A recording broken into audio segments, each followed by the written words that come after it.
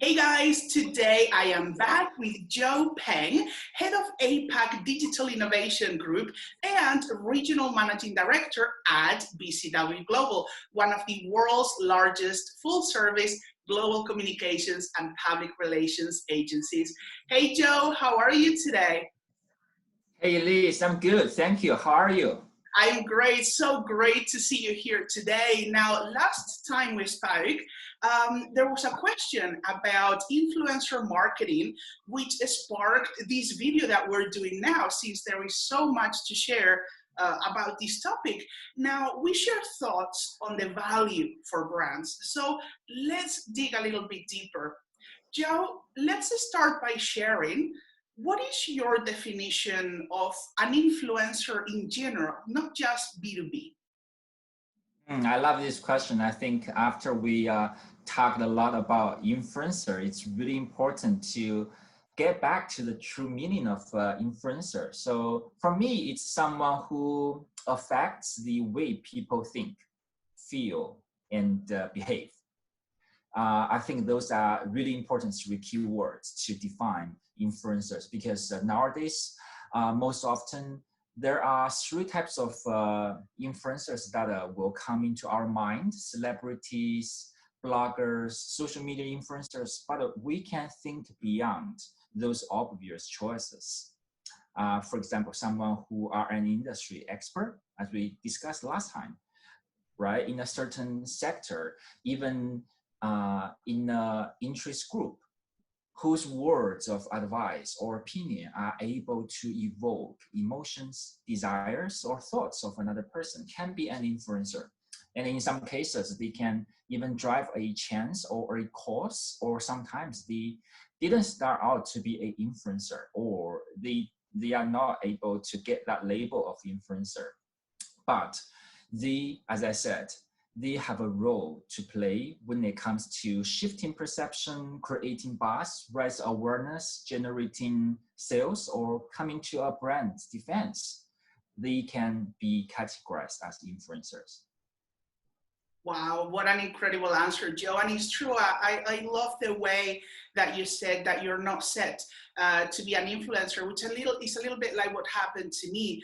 A couple of years ago, I gave a talk in Belgrade. It was the first time that somebody said, hey, can you give us, the differences of influencers and what it is? So I decided to ask a few of my fellow influencers or global thought leaders to send me a video of the same question that I've just asked you, like, what is your definition? Why do you believe you're an influencer? And what was in common amongst all of us was that, well, I never thought I was. People told me I was, because influencer means being a person of influence. And for example, I'm a little bit of the older generation, but kids now that they are 13, 14, 15, they are saying, I want to be an influencer.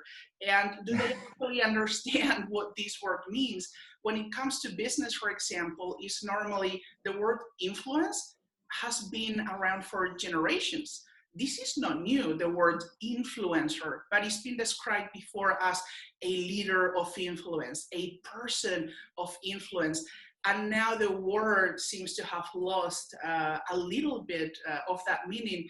And of course, on the last video, we briefly mentioned, and like you just said, there are different types of influencers. So I want to focus on three right now, Joe. What are your views when it comes to celebrity influencers versus B2B micro-influencers and product influencers? How do we separate them? I think let's first talk about the nature of the influencers, the difference between B2B and B2C, because it's a bigger umbrella for these two types of influencers. I think unlike most B2C influencers, their B2B counterparts might not necessarily have a large fan base or an active presence on social media. Majority of them are industry insiders with in-depth knowledge and opinions in their respective focused fields. So taking B2B marketing for technology industry as an example, the consideration is actually pretty much similar to how B2B tech companies with vertical media platforms, when we look at the practice of traditional media, they are not necessarily in the tech sector, but they are the B2B companies' customers' industries. For example, if we are talking about cloud computing, right, we can engage with tech knowledge experts. But in a lot of circumstances, the influencers can be someone who are very subject matter expert in e-commerce, finance, government, education, or even manufacturing, because those are industries that are using cloud computing. So it can be very diverse. I think secondly, when you look at the B2B, B2C types of influencers content, B2C influencers, especially those celebrities, capitalize on lifestyle and emotions. But B2B influencers marketing may play a different role in B2B buyers' decision-making journey by emphasizing a better return on investment. For example, we also see the difference between the B2C celebrity influencers versus B2B influencers in terms of the channel that they are using. Influencer marketing to consumer primarily occurs on social media platforms, but the B2B influencer tend to go beyond social media. This actually makes the identification process for us as an agency and also the tracking metrics much more complicated. Some B2B influencers gain traction by sharing their expertise through their knowledge hubs because they probably have their own website. Or someone will speak at special events, someone who have their point of view got quoted by media, and some of them are contributor of well-known publishers. So for B2B, there are many more channels for us to find those influencers. And I think lastly, in terms of results, B2B influencer marketing doesn't necessarily show quick results. B2B marketing has a longer time frame for marketing campaign payoffs because these are typically multiple people involved in the decision-making process. However, if you look at the B2C sector, if you look at these celebrities in some category, we are now talking about the process of awareness, consideration, and the purchase. No, in China, I'll give you an example. We saw that an influencer named Li Jiaqi, who famously known for sell 15,000 lipsticks in just 5 minutes through his live streaming. So yeah, I'd like to call him an online promoter sometimes rather than an influencer. So you mentioned about the product influencer. I think both B2C and B2B influencers can be a product influencer. It depends on their product experience and their scale of influence. You can range between mega to nano influencer. We have a term called KOC, which is key opinion customer, who actually are part of the nano influencer, but they are powerful in terms of carrying on word of mouth effect. Nowadays, brands also categorize them depending on the conversion rate record. I think for B2B companies, sometimes they also split industry thought leaders versus someone who is subject matter expert in terms of product. However, both of them are capable of influence audience decision-making process on product. Correct. Joe, you've just touched on a perfect point, and this is why I asked you this question as to how we separate them, because the world, on average, the masses think influencer, and just like we said last time, they think Instagrammer or YouTuber, which is more towards that product influencer. Yeah. When we talk about B2B, you touch sometimes people do keynotes, and I want to give a quick shout out to any brand that I've ever worked for, because when we have as influencers more knowledge, for example, about a brand, of course we do paid collaborations from time to time, but outside of that, if we have fallen in love with the brand, we will continue to talk about the brand on our channels. That is actually free marketing for this brand.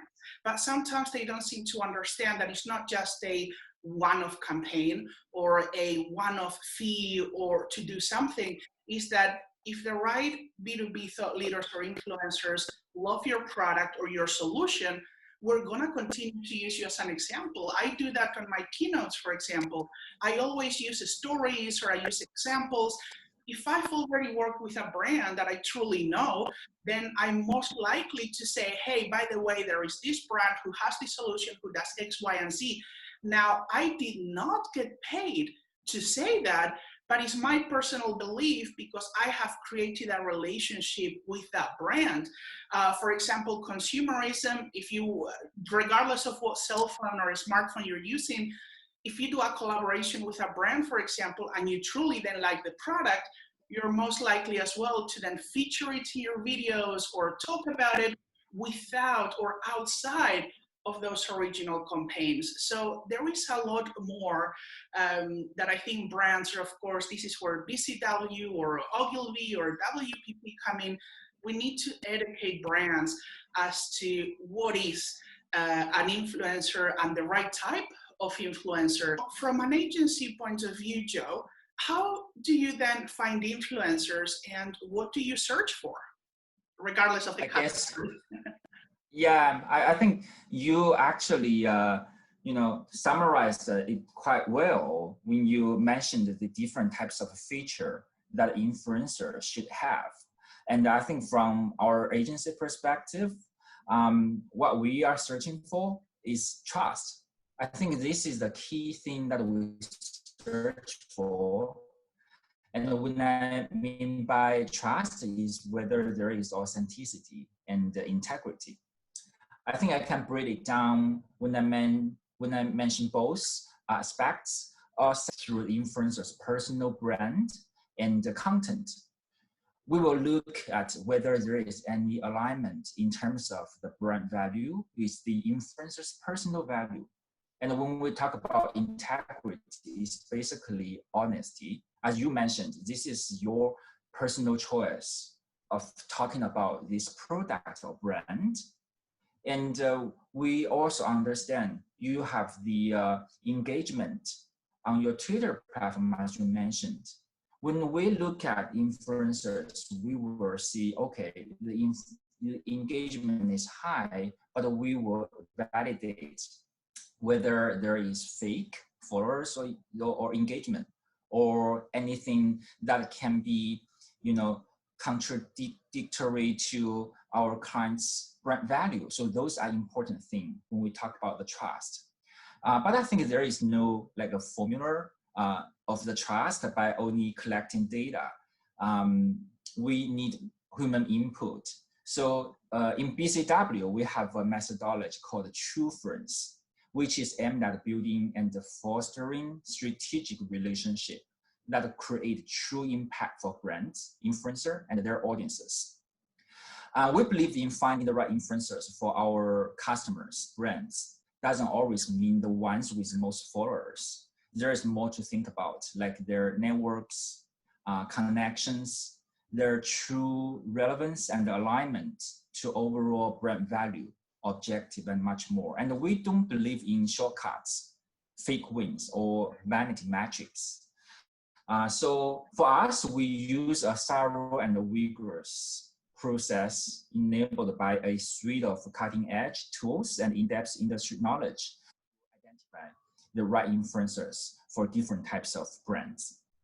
Wow, I love that, Joe. And as always, talking about authenticity, which is something that I'm very passionate about. Be real. And like you said, the metrics, it's not all about vanity. Just because you may have 1 million followers or 2 million doesn't mean that you are either the right influencer or that you get any engagement or that you care about your audience. So you mentioned, of course, we've got this automated and artificial intelligence that for vanity, for metrics and all of that, but you also need that human factor. For example, I love it when brands actually, or companies like yourselves at BCW, who again, do the homework for the companies or the brands and do phone calls and you try to find out who is that influencer, because I think that the one thing that not many people speak about is that an influencer should not just be judged, like you said, based on metrics or the followers or the numbers and stuff like that, but also what do they do outside of what they do as an influencer, because the minute an influencer becomes a spokesperson for your brand, whether it's a one-off or they do 10 collaborations or 100 collaborations with you, if that influencer does something wrong, for example, on social media, anything you've done is actually gonna get tarnished. There has obviously been a few of those celebrity influencers. I'm not gonna mention any names, anybody can Google anything on this subject, but they've done something really wrong and then they've lost their collaborations with brands because they don't wanna be associated with someone who either is drinking too much or is posting not ethical content on social. So this is, I think, where the human factor comes in that a computer cannot do. You truly need to understand what do people, not just as influencers, but as human beings, stand for.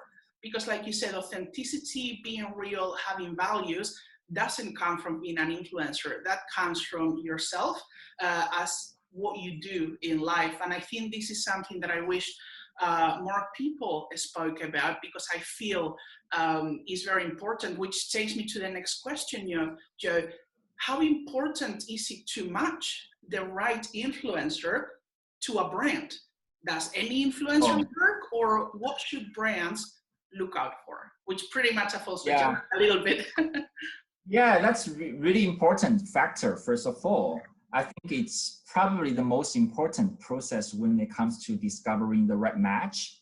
But at least what you mentioned just now, I think we should invite you to play a role as our consultancy in terms of our identification, because some of the factors that you mentioned, actually we consider as a formula that we use to evaluate influencer. So when I mentioned the true friends methodology, we actually have a scorecard. Internally, we use it for scoring influencer. It has 4 categories. The first one is reach, one is relevance, third is resilience, and the fourth is risk. You mentioned a lot about unseen factors, the influencer's previous topic, even the alcoholic, all right, the controversial topics, or even negative media association, that is categorized under the risk. However, when you talk about the match between an influencer and the brand, that is the relevance. That is the one of the most important criteria under the 4. So I mentioned the 4. I think the first one is reach. This is quite straightforward, quite quantitative. When we look at the social channel followers, if you have a blog, we talk about your monthly visitors for your website or blog. And the relevance, this is a really important one, as you mentioned. It's more of a qualitative approach in which to see what degree the influencer is credible and trusted on the topic or industry. And some of the consideration points are their subject matter expertise, their credibility and affiliation, and openness and favorability to the brand, for example. So this is important because if the influencer's audience is not right for the brand, for the company, not only it will be a waste of the marketing budget because you're gonna spend efforts communicating with that influencer, it might potentially create a brand risk. We have an example where one of our beauty brand clients had a collaboration with an influencer with huge female followers who are into beauty products. When our team did a deep dive into their audience persona, we found that the influencer is not the right fit because her followers are not the right age group for the premium beauty product, which is the core product for the client. But the followers did not have a positive connection with that premium types of brand. So I think this is an important consideration. We mentioned the 4 criteria. We also have another aspect, which is resonance. So this is more of the influencers' content versus their audiences. We were looking to the influencers' previous content, whether this influencer was able to generate some action or emotional rapport. So that is also important, because if you remember our conversation at the very beginning, influencers are someone who affect the way people think, feel, or behave. This requires resonance, right? And I think last point is risk. This is the point that you perfectly summarized just now, because it is important to verify whether influencers' action could cause issues for your brand. For risk, again, brands need to look into both quantitative and qualitative aspects. For example, evaluate if there is any fake followers and engagement. If the influencer have any controversial topics published previously or associated with any negative press, whether there is inappropriate language, done any work with competitor for the brand. So those are important factors we need to consider from the risk perspective. Wow, I love that, Joe. And I want to touch once again on that last part you've mentioned, which is the risk. I love to give real examples. And again, without mentioning names, when you are an influencer or a global thought leader, you get tagged into multiple conversations on social. And a couple of days ago, I got tagged into this chain, and you could see the difference of the ones like myself who we did not engage in how stupid the conversation was, and how these other people who were so negative on social media, and because they were not on some lists or something, they were going on about this is stupid and these companies should do their research better. I do all of this. I'm not in any of this. I do that. And I'm thinking, all the content that I see, for example, from these people, it's always along those lines. Oh, negativity. Oh, I should be here. If you have to say, I need to be there, then you're definitely not saying, unless of course it's on a bio or, and let me be honest, this conversation that was on one social channel went on for nearly 2 days. And I was getting messages from other people that were tagged that we were not commenting, and we were thinking, what the heck are they doing? Because we know, or we understand the importance of, we never know who is watching our channels. I've had sometimes people say, oh, I've been watching you for months and now is the time for me to come with a proposal, or hey, I would like to do a collaboration. And from many years ago, I understood that it's not always the people that like your post or that comment. Is normally the silent people, such as you, Joe, or people at BCW, Ogilvy, WPP, the decision makers of companies, that are what I call an observer audience, which they are watching everything, but you don't know they're there. And then they make the decisions as to who they pick for their campaign or for their brand, or just to write an article or to do a video, because they observe not for a week, but they watch you maybe for a few months, or they've been connected for a while. And I think many people forget about this. We seem to forget that when we go online, it's the same as if we're face to face. What are you actually saying? Be careful with your words, and it can be authentic. And if that is how you behave on social, when you're not being paid to post or to write or to have any conversation, if that is how you engage with such high level of negativity, why would any brand then want to work with you? I feel that that is extremely important when it comes to, we take a risk, and it goes both ways. I've been approached by brands before and I've said no, because I feel that the validation should fit from both sides. Just because somebody says, hey, I want to work with you, You need to do your research, unless of course you're a big brand and you automatically know whether they're good or bad. But I'm talking about startups, SMEs. You need to do your research. Who is the people behind those brands? Are they ethical? Do they have values? Which is what I've said earlier. And again, whatever you do, if you are seen, this is my advice to everybody, if you are seen as an influencer or a B2B global thought leader or a product person, please stay authentic, be careful with what you say, because trust me, you never know who's watching your feeds. And now this is what's going to take me to the next question, Joe, and it's a question that is on many people's minds now. Is influencer marketing overrated? Are we past the boom of influencers? And what does the future look like for influencers or B2B global thought leaders? I think influencer, first of all, it's not something new because it has been around since centuries in various forms, such as politicians, philosophers, authors, before it became marketable like today. So when we talk about the marketable phenomena, some of the phenomena that we mentioned just now, if a brand goes to any influencer with that, no matter it's true or fake follower base, that is what we call overrated. So I believe that we saw this phenomena in this market, but I don't think we passed the boom of influencer, as it will always be around. But there is a challenge, so that we need to think about how we can do influencer marketing right, both from brands and influencers perspective. How we can build a community of truly trusted advocates and measuring the true performance or impact of those engagements.